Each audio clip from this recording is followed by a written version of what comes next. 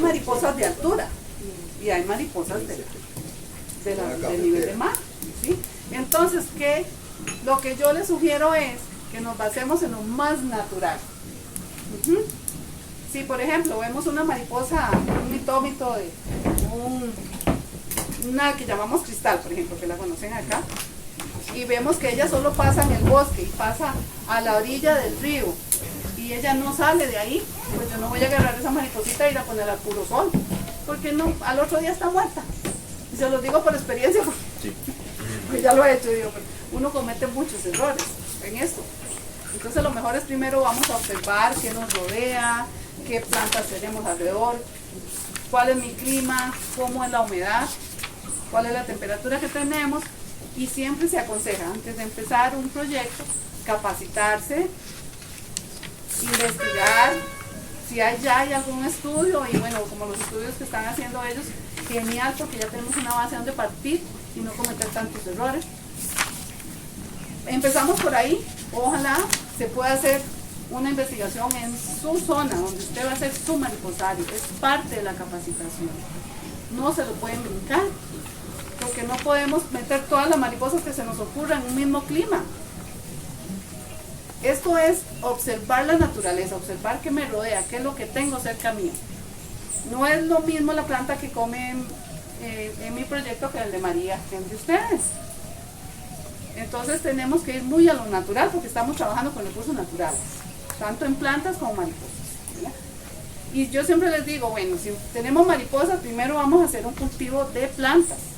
Lo mismo, si yo voy a producir mariposas, tengo que hacer un cultivo de la planta que yo voy a ocupar para mi mariposa. Sí, una, ¿verdad? Pero si yo voy a cultivar 2 mariposas, entonces ¿cuántos cultivos tengo que hacer? 2 cultivos de plantas, montar el ciclo, ¿verdad? Es todo muy natural, son 2 cultivos a la vez, las plantas y las mariposas. Si yo quiero varias especies, hágase el cargo que tienen varios animales diferentes. Tengo gatos, perros y patos. ¿Por qué? Porque la morfo tiene hábitos muy diferentes a la monarca. La monarca tiene hábitos muy diferentes a una poebis o a un hitómico que no sale del río. ¿Qué es lo que voy a producir? Yo no puedo generalizar. Entonces, antes cuando les decíamos sobre los materiales, es una base, ¿verdad? Hay reglas que no la podemos brincar. Si yo voy a producir, la recomendación es mallante ácida. Pero si yo estoy en una zona muy seca, muy calurosa, necesito hacerle sombra a ese módulo, entonces vamos a usar polisombra. ¿Okay? Si yo estoy dentro de un bosque, quizás no la ocupe. Pero si dentro de ese bosque yo quiero tener en mi mariposario varias especies y quiero poner en el mariposario especies que están cerca de los riachuelos y otra especie que pasa al puro sol, entonces tengo que hacer microclimas adentro de ese invernadero. Usted tiene que imaginarse como que usted es la mariposa. ¿A dónde estaba la mariposa? ¿Qué es lo que le gusta? ¿Está el sol? ¿Está la sombra? ¿Necesita el agua? ¿O es una mariposa que pasa comiendo sales de la playa a la orilla del mar?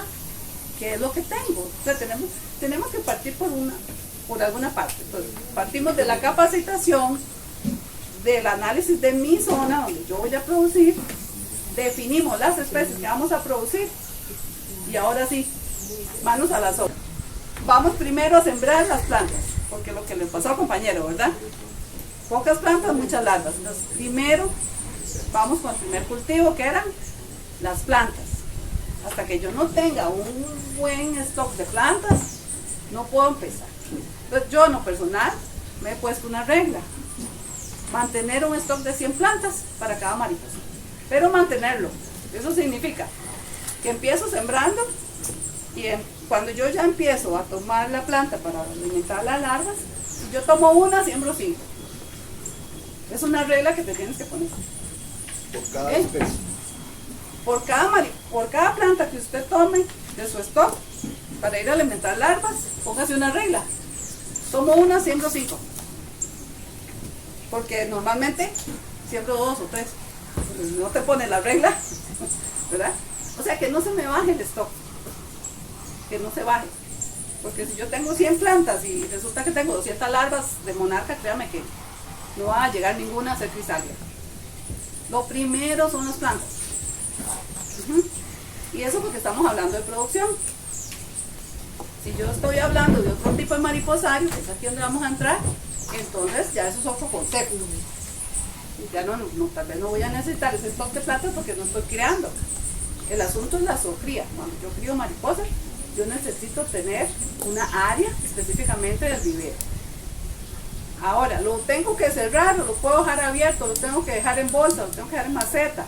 Bueno, para eso es el análisis de su lugar. ¿Qué tiene usted? ¿Tiene un terreno? ¿Cuánta área? O usted me dice, no, yo solamente tengo un techito ahí, una bodeguita. Bueno, entonces pongamos tarritos. O de alguna forma. Utilicemos el espacio hacia arriba, forma hidropónica, bolsas. Pero si usted me dice, no, yo tengo 3 hectáreas y no tengo nada ahí, ok, hagamos eras y tiremos las matas en macetado. Entonces, eso depende un poco de qué recursos tenemos. Tuve una experiencia que, bueno, es por la que le voy a empezar a contar. La experiencia que de estas señoras que ven acá en la primera imagen, ellas son de un pueblito indígena de Guatemala. Estas señoras, ahí estamos en la Reserva Natural de Atitlán, una parte de Guatemala. Y me encanta el ejemplo porque eso fue un mariposario, es un mariposario de investigación, de conservación, es una reserva. Pero ellos, como responsabilidad social, decidieron que las mariposas iban a comprárselas a las señoras del pueblo, que es un pueblito indígena de muy bajos recursos. Entonces, me invitaron a ir a dar una capacitación. Incluso cuando yo puse la presentación, una me levantó la mano y me dice, ingeniera, disculpe, yo no sé leer. Para que ustedes vean el nivel de verdad, todos podemos cultivar mariposas, ¿verdad? Entonces de ahí, adiós presentación, ¿verdad? El caso es que estas señoras, era una comunidad donde una señora quería aprender, pero no tenía más que su casita. Otra señora dijo, no, yo pongo el terreno. Otra señora dijo, no, yo sé sembrar. Y la otra dijo, no, yo soy muy buena con las manos, entonces yo me voy a encargar de lo que es poner las larvitas en cajón. O sea, hicieron tipo cooperativa, pero sin saber que lo estaban haciendo, ¿verdad? Y la otra señora dice, yo viajo todos los días de tal punto a tal punto para ir a dejarle comida a mi esposo, dice, y en ese trayecto está lleno de mariposas. Entonces, esa señora lo que hacía era ir viendo el trayecto todos los días. Y a veces le traía alguna crisálida que se encontraba en el camino al señor de la reserva. O sea, tenían el conocimiento ahí. O sea, ya sabía que habían. Y claro, me fui con la señora a hacer el recorrido, a dejarle almuerzo a su esposo, ¿verdad? Y entonces fuimos observando qué teníamos alrededor, ¿verdad? Incluso la señora decía, bueno, yo me llevo lo que yo me encuentro, pero logró ver más, porque ya íbamos con una meta, que era observar la mariposa. Bueno, entonces hicimos un grupo de señoras, y entre ellas todas se congeniaron y empezaron a producir. ¿Qué hicimos? No había dinero. Entonces, el señor de la reserva dijo, yo pongo una base. ¿Cuál es la primera base? La capacitación. ¿Verdad? Entonces fue lo primero que hicimos. Segundo, les dio, como dice, la primera herramienta, que era la malla antiáfida. No sé. Y lo demás lo hicimos ahí en una mesa de trabajo como están ustedes. Hicimos puparios, hicimos cajones. Y si me preguntan con qué, nos fuimos al pueblo que tenían una área de reciclaje y pedimos los cartones y las bolsas y lo que vimos, las botellas. Y así fue como lograron ellas tener sus primeras herramientas. ¿Qué es lo que tenían ellas? Necesidad, ganas, expectativas, creyeron en su proyecto. Y la reserva le dio la mano, ¿verdad? Yo pongo capacitación y le pongo el primer material. Entonces, eso se lo cuento de anécdota porque yo digo, sí se puede. Bueno, ese fue el primer mariposario, que es investigación. Me imagino que se parece a algo a lo que tiene Sonia, ¿verdad? Que es de estudiar investigación, apoyando a la comunidad, y estas señoras actualmente llevan el producto a la reserva. Entonces, ellas producen, la reserva estudia, investiga, y también hay turismo. La forma de producir y mariposarios de producción, si yo voy donde cada uno de ustedes, es diferente, pero los conceptos básicos son los mismos. Hay reglas. Por ejemplo, la de las plantas que le acabo de decir, primero son las plantas, después son las mariposas. La observación que tengo a mi alrededor, qué es lo que voy a producir, definirme primero cuál especie voy a producir. Ahora, si queremos producir más de una especie, pues lo vayamos de una en una. ¿Por qué? Porque entonces ya el compañero se da cuenta cuántas plantas necesita para cuántas mariposas. Ok, ciclo de vida esa mariposa.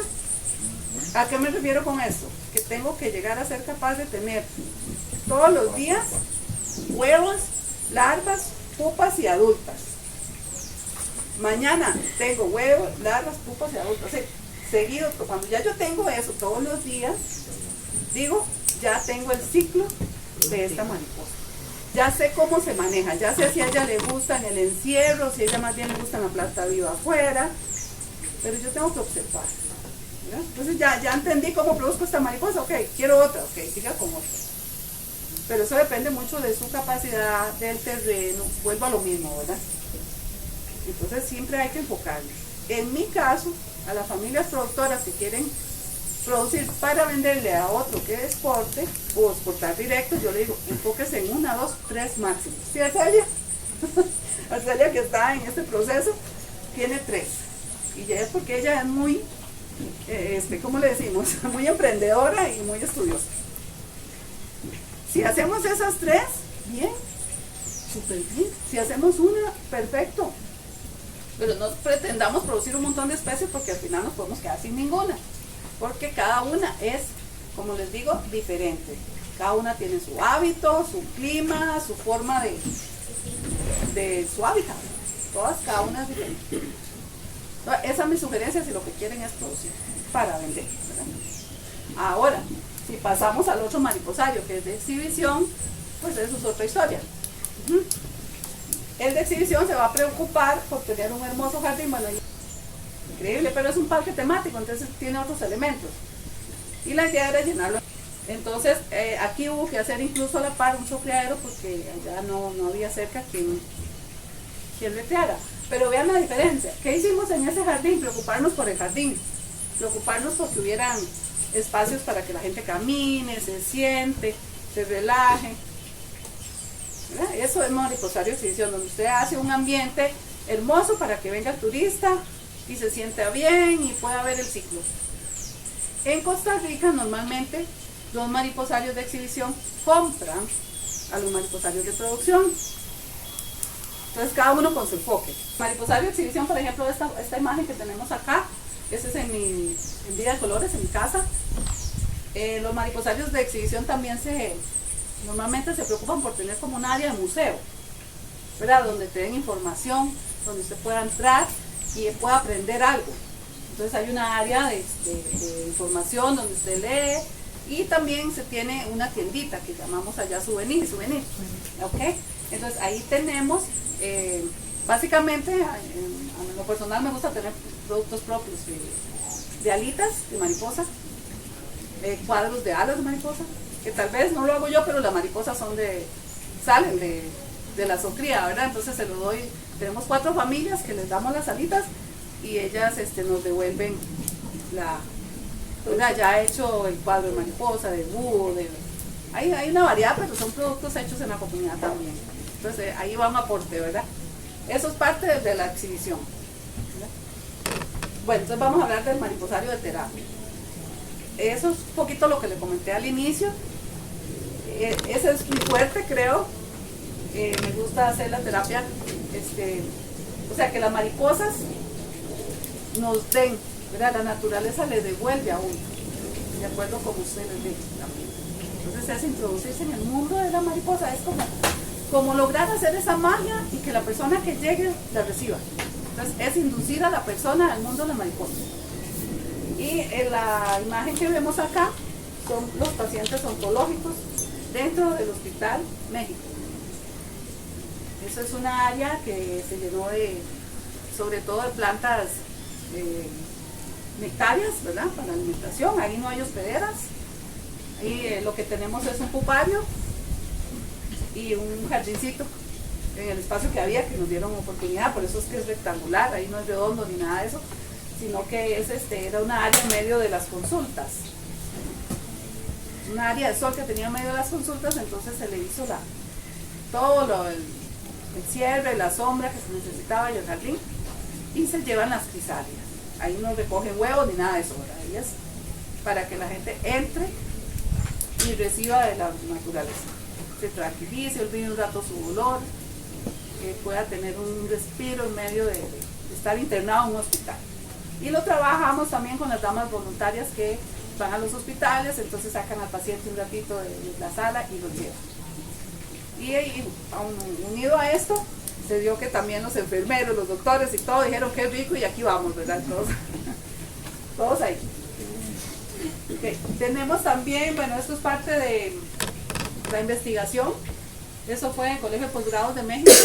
Ellos también tienen, bueno, entre la carrera de turismo ecológico, turismo paisajista, tienen también un área de un mariposadito adentro de la universidad para investigación. Y pues acá abajo vemos acá una gente que acá en Andoque, que es, ustedes lo van a ir a ver, es la parte de lo que es el turismo, educación ambiental, ecoturismo y todo eso se lleva muy bien acá, entonces ahí también María Carmen nos puede contar. Aquí en este lado vuelan unas mariposas que tienen unos hábitos diferentes a las que vuelan en la parte de arriba. Generalmente pues hay unas que vuelan en el sotobosque, hay otras que necesitan una mayor altura como las morfo. Aquí en este espacio mantienen más que todo los heliconios y las mariposas, los atíridos, las transparentes. En todos los espacios, lo ideal de tener un mariposario de exhibición es que no hayan muchas plantas hospederas, porque si es solo de exhibición, pues la idea es tener unos grandes jardines muy lindos, donde las personas tengan unos senderos amplios, donde las personas puedan observar lo que hay adentro. Nosotros aquí tenemos doble propósito. Nosotros tenemos plantas hospederas aquí al interior y plantas nectaríferas. Y bueno, las plantas que les dan la sombra, que también son hospederas. Algunas mariposas aquí se nos reproducen solas. Por ejemplo, las mariposas que se reproducen en el gargantillo, no sé si lo conocen, que es esta planta que está aquí, gargantillo valcórnea, ahí se reproduce la catonefele y se reproduce prácticamente sola. Es un árbol tiene mucho follaje, entonces nosotros, además es muy alta, ni siquiera las bajamos. Ellas ahí permanentemente llevamos ya bastantes años con esta producción y no ha mermado, mantiene el mariposario con catonefele. Tenemos estas plantas, miren, lo que les decía ahora Diego y Jenny, en cada sitio las plantas hospederas son diferentes para cada mariposa. Nosotros aquí la morfo la reproducimos en esta planta. Esta planta se llama Macarion y le ponemos esta y le ponemos también maní, porque ellas ponen huevos en esta y en el maní. Treus, no sé si la conocen, y ella se alimenta pues del plátano. Entonces tenemos muy poquitas plantas hospederas. Aquí no tenemos en este espacio plantas nectaríferas porque no se dan mucho por la luz, ¿no? Nectaríferas también son plantas hospederas. Por ejemplo, el camarón les ofrece néctar a las mariposas, pero también su hoja es especial para las ciproetas. Nosotros aquí reproducimos las alitas de cristal y reproducir esa mariposa es muy chévere porque ella es una mariposa gregaria, pone muchísimos huevos. Y bueno, mientras que uno tenga la planta, de ahí para allá puede producir muchísimo. Borrachero o floripondio o cacao sabanero. La mariposa amadrias, que es la misma rechinadora, su planta hospedera una de sus plantas hospederas es esta que es la dalechampia. La dalechampia tenemos, y también tenemos pues esta que es la badea, y aquí esta es una hospedera de los heliconios. Aquí ya existían todos estos muros, entonces lo que hicimos fue aprovechar también paisajísticamente el espacio. Entre más verde tengan las mariposas, pues mucho mejor van a estar, porque van a tener mucho más presión con el calor. Y miren las paredes, lo que hemos hecho nosotros con las paredes.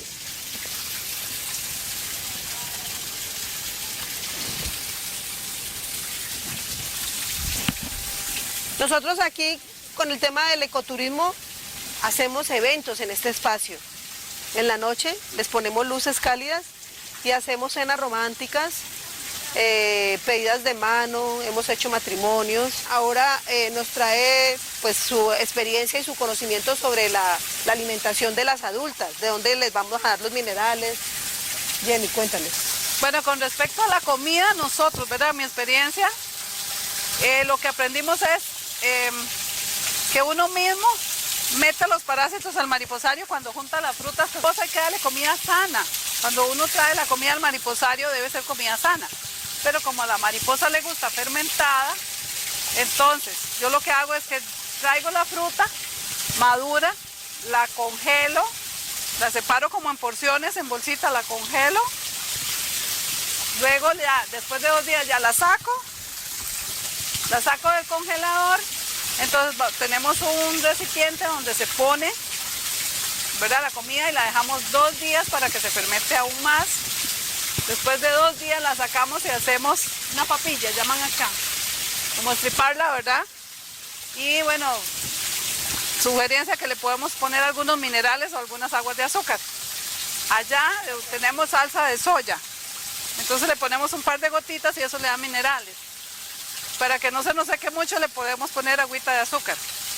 Y entonces eso es lo que se lleva a un comedero, que se sugiere que tenga un techo, porque si no el sol deshidrata la comida y si es que llueve, la lava.